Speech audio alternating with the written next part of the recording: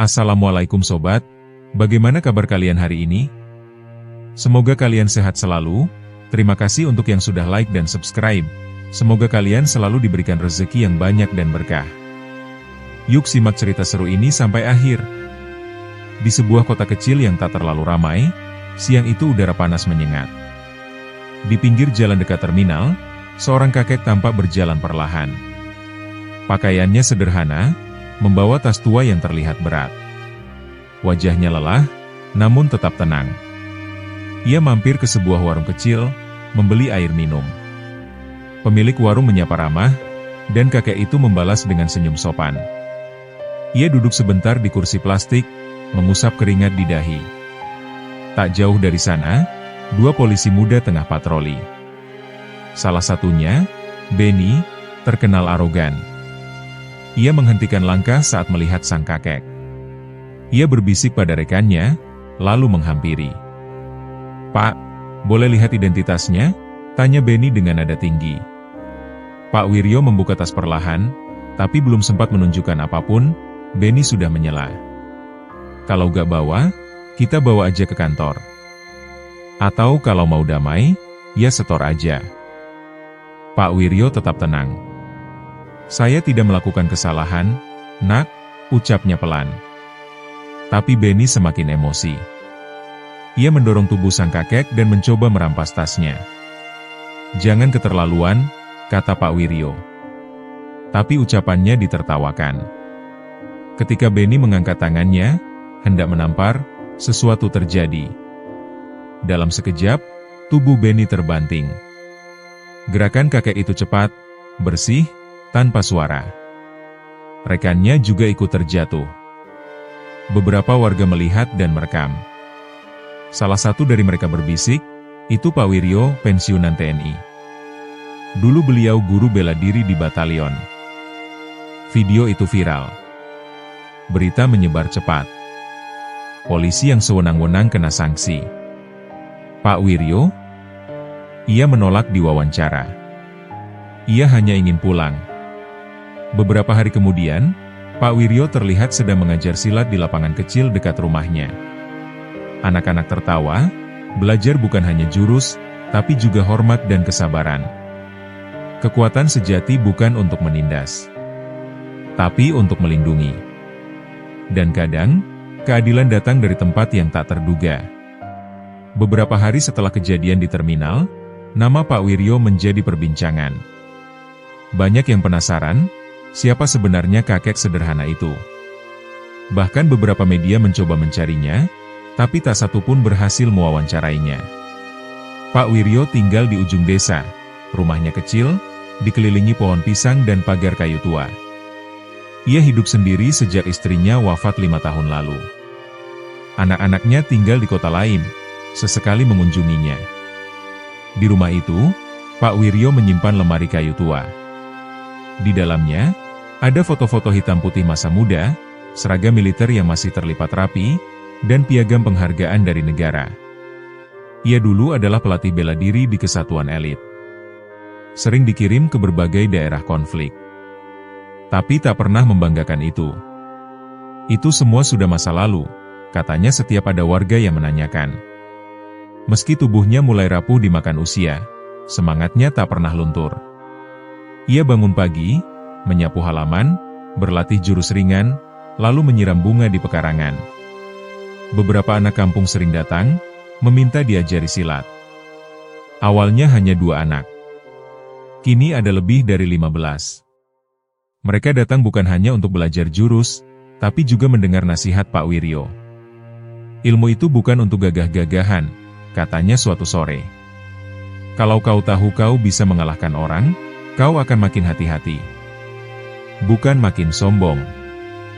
Sejak kejadian di terminal, banyak orang datang ingin belajar bela diri darinya. Tapi Pak Wiryo menolak. "Yang saya ajari hanya yang saya anggap siap untuk belajar menghormati." Di balik kesederhanaannya, Pak Wiryo menyimpan warisan besar, keberanian, kebijaksanaan, dan kerendahan hati. Dunia mungkin tak mengenalnya, tapi desa itu tahu, mereka hidup lebih aman karena kehadirannya. Beberapa hari setelah video dirinya viral, Benny hanya duduk diam di pojok ruang pemeriksaan. Seragamnya dilepas sementara. Wajahnya penuh tekanan, matanya sembab. Ia tidak menyangka hidupnya berubah secepat ini. Rekaman video saat ia dipermalukan di depan umum tersebar di mana-mana. Keluarganya tahu, teman-temannya tahu. Komentarnya penuh cemoohan. Bahkan ibunya hanya mengirim satu pesan, "Kamu masih pantas dipanggil anak kalau bisa minta maaf pada orang tua itu." Benny tak menyangkal kesalahannya. Tapi ia juga tak pernah menyangka kakek itu bukan orang biasa. Ia tumbuh dalam lingkungan yang keras, belajar bahwa kekuasaan itu bisa membuatmu aman. Tapi kini, ia dipanggil bukan untuk bertugas, melainkan untuk disidang internal. Ia harus memilih, dipecat atau mengikuti program pemulihan karakter dan pelatihan ulang di tempat terpencil. Benny memilih ikut program pemulihan. Sebuah pusat pelatihan kecil di kaki gunung. Jauh dari kota, sinyal pun sulit. Tapi di sanalah ia mulai mengenal kata diam, merenung, dan berbenah. Suatu malam, ia menulis surat. Ditujukan untuk Pak Wiryo. Surat itu berisi permintaan maaf, bukan sebagai polisi, tapi sebagai manusia yang pernah lupa caranya menghormati. Ia belum tahu apakah surat itu akan dibaca. Tapi malam itu, Benny bisa tidur lebih tenang. Untuk pertama kalinya dalam seminggu, ia merasa lega. Mungkin, ini bukan akhir. Tapi awal yang baru. Setiap manusia bisa jatuh. Tapi tak semua mau bangkit dengan cara yang benar. Dan terkadang, pelajaran terbesar datang dari seseorang yang terlihat lemah, tapi sesungguhnya jauh lebih kuat dari yang kita bayangkan. Beberapa bulan telah berlalu sejak Benny menjalani pelatihan pemulihan di kaki gunung. Ia tampak berbeda, lebih kalem, lebih sabar. Program itu selesai, tapi ia belum ingin kembali ke hiruk-pikuk kota. Sebelum kembali ke kesatuan, Benny meminta izin untuk pergi ke sebuah desa. Ia membawa sebuah surat kecil dan kotak makanan dari tempat pelatihan. Tujuannya, rumah sederhana milik Pak Wiryo. Pak Wiryo sedang menyiram tanaman ketika melihat seorang pria muda mendekat. Mereka saling menatap beberapa detik. Pak Wiryo mengenali wajah itu, tapi tidak ada kemarahan di matanya. "Pak, saya datang bukan sebagai polisi. Tapi sebagai orang yang salah dan ingin belajar menjadi lebih baik," ucap Benny pelan. Ia menunduk, lalu menyerahkan surat yang dulu ditulisnya. Pak Wiryo membuka surat itu perlahan, membaca tanpa banyak reaksi. Lalu, ia menatap Benny dan berkata, "Kalau kamu betul ingin berubah, jangan datang untuk minta maaf. Datanglah untuk berbuat baik." Hari itu, mereka duduk lama di beranda. Tidak banyak bicara, tapi suasananya damai. Anak-anak yang biasanya berlatih silat datang dan memanggil, "Kakek, ayo latihan." Pak Wiryo melirik Benny. "Mau lihat? Atau mau ikut?" tanyanya. Benny terdiam sesaat, lalu tersenyum. "Saya ikut, Pak. Kalau boleh." Dendam bisa membuat seseorang hancur. Tapi maaf dan ketulusan bisa melahirkan sesuatu yang jauh lebih besar, perubahan. Dan hari itu, bukan hanya Benny yang berubah. Tapi juga banyak hati yang ikut tumbuh. Sudah 2 minggu sejak pertemuan itu. Benny belum pulang ke kota. Ia justru semakin sering terlihat di rumah Pak Wiryo, membantu menyapu halaman, memperbaiki pagar, bahkan ikut melatih anak-anak. Anak-anak desa awalnya canggung. Mereka tahu siapa Benny dulu. Tapi ketika melihat ia belajar dari awal, melakukan gerakan dasar, bahkan salah berkali-kali lalu tertawa sendiri, perlahan jarak itu menghilang. Pak Wiryo hanya mengamati. Kadang mengangguk pelan, kadang tersenyum kecil. Ia tahu, tidak semua orang bisa berubah. Tapi mereka yang mau merendahkan hati, layak diberi tempat. Suatu malam, kepala dusun datang menemui Pak Wiryo. "Warga melihat perubahan, Pak. Kalau boleh, kami ingin membuat kegiatan rutin untuk anak-anak. Tapi bisa dibantu Benny juga, ya?" Keesokan harinya, Beni diundang ke balai desa. Di sana, ia diminta menjadi pembina kegiatan pemuda. Warga tak lagi melihatnya sebagai polisi arogan, tapi sebagai pemuda yang belajar dan mau memperbaiki diri. Beni sempat ragu. Tapi Pak Wiryo menepuk bahunya, "Kalau kamu pernah menjadi contoh buruk, sekarang waktunya jadi contoh baik." Pelatihan pemuda dimulai. Beni bukan hanya mengajarkan baris berbaris atau bela diri, tapi juga tentang tanggung jawab, pengendalian emosi, dan pentingnya menghormati orang lain. Waktu bisa menghapus luka, tapi hanya keinginan untuk berubah yang bisa menyembuhkan hati. Beni datang ke desa sebagai orang asing, kini jadi bagian dari harapan. Dan Pak Wiryo tetap menjadi akar yang menguatkan semuanya. Suatu malam, warga desa dikejutkan oleh suara gaduh dari pinggir kampung. Beberapa orang tak dikenal terlihat memasang pelang dan menebang pohon tanpa izin. Mereka mengaku dari perusahaan tambang. Keesokan harinya, kepala dusun mengumpulkan warga. Mereka punya surat dari kabupaten, katanya. Tapi banyak yang ragu. Surat itu mencurigakan, dan mereka menolak menunjukkan izin lingkungan. Pak Wiryo hanya mengangguk pelan.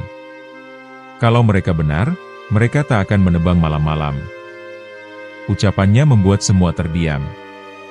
Beni yang ikut duduk di barisan belakang menatap serius. Malamnya, Beni keliling desa, memastikan tak ada yang masuk sembarangan. Ia menemukan jejak roda truk berat di jalan kecil dekat ladang. Besoknya, beberapa warga mengaku ladangnya mulai diganggu. Pak Wiryo mengajak Beni dan kepala dusun menemui pihak perusahaan. Tapi perwakilan mereka berbicara dengan kasar, meremehkan warga desa. Kalau gak suka, silakan lapor. Kami ada orang dalam, katanya sombong. Warga mulai resah. Malam-malam jadi tak tenang. Beberapa pemuda di desa mulai ingin melakukan perlawanan dengan cara keras. Tapi Pak Wiryo menahan mereka. Perlawanan tak harus dengan kekerasan, tapi juga dengan strategi dan keberanian yang tenang, ucap Pak Wiryo. Ia dan Beni mulai menyusun rencana, mengumpulkan bukti, merekam aktivitas ilegal, dan menghubungi lembaga bantuan hukum. Ujian sejati bukan datang dari musuh yang keras kepala, tapi dari keputusan yang harus dibuat saat kita dihadapkan pada pilihan sulit. Dan malam itu, Pak Wiryo dan Beni tahu, mereka harus menjaga desa, bukan hanya dengan tangan, tapi juga dengan akal dan keberanian. Sudah seminggu sejak Beni dan Pak Wiryo mulai mengumpulkan bukti. Mereka memotret alat berat, merekam aktivitas malam hari, dan mencatat setiap pelanggaran yang dilakukan oleh pihak tambang. Beberapa warga mulai bergabung. Ada yang menjadi pengawas ladang, ada yang bertugas mendokumentasikan. Semua dilakukan diam-diam, tapi rapi. Desa kecil itu perlahan bergerak bersama. Sampai suatu hari, mereka membuat keputusan besar. Aksi damai. Bukan demo dengan teriakan, tapi barisan warga yang berdiri di tepi ladang, memegang poster-poster kecil buatan anak-anak. Perusahaan tambang mencoba mendesak masuk. Tapi mereka dihadang oleh pemandangan yang tak mereka sangka. Anak-anak, ibu-ibu, kakek-kakek, semua berdiri diam, tenang, dan tidak gentar. Pak Wiryo berdiri di depan, mengenakan ikat kepala tua. Ia menatap tajam ke arah manajer lapangan tambang, lalu berkata, "Tanah ini bukan sekadar milik. Ini hidup kami." Video aksi damai itu tersebar di media sosial. Dalam sehari, ribuan orang membagikannya. Komentar membanjir, dari dukungan, simpati, hingga dorongan untuk turun tangan membantu. Tak lama, lembaga bantuan hukum dan jurnalis datang ke desa. Mereka mengaudit izin tambang. Hasilnya, banyak kejanggalan. Tekanan publik meningkat. Pejabat kabupaten mulai bicara. Hari itu, rakyat kecil membuktikan bahwa mereka bukan tak punya daya. Mereka punya suara. Dan ketika suara itu disatukan oleh keteguhan hati dan kebaikan, bahkan alat berat pun bisa dihentikan. Mari kita tutup perjalanan ini dengan sebuah akhir yang tenang dan penuh makna. Beberapa minggu setelah aksi damai, hasil audit diumumkan. izin perusahaan tambang resmi dicabut. Mereka diperintahkan menghentikan semua aktivitas dan meninggalkan desa. Warga bersujud syukur. Tak ada perayaan besar, hanya doa bersama di musola desa. Mereka tahu, ini bukan akhir perjuangan, tapi awal untuk menjaga tanah dan hidup mereka lebih baik lagi. Benny berdiri di pinggir ladang, memandangi hamparan hijau yang kembali tenang. Di tangannya, ada surat tugas baru. Ia harus kembali ke kota, ke tempat asalnya, dan bertugas seperti semula. Ia berpamitan ke warga satu persatu. Anak-anak memeluknya, ibu-ibu membawakannya bekal. Kepala dusun menepuk bahunya, dan Pak Wiryo berdiri terakhir, tersenyum tenang. "Terima kasih, Pak," ucap Benny dengan suara menahan tangis. "Saya datang ke sini sebagai orang yang tersesat. Tapi saya pulang sebagai orang yang tahu arah." Pak Wiryo hanya menjawab, "Jangan berhenti jadi baik, meski dunia kadang tak adil." Hari itu, Benny naik bus kecil ke kota. Dari balik jendela, ia melihat anak-anak kembali berlatih silat bersama Pak Wiryo. Desa itu kecil, tapi ia tahu, di sanalah hatinya pernah diselamatkan. Tak semua pahlawan memakai seragam. Tak semua perjuangan bersuara keras. Kadang, dunia berubah oleh orang-orang sederhana yang tak menyerah, dan oleh mereka yang memilih untuk memperbaiki diri.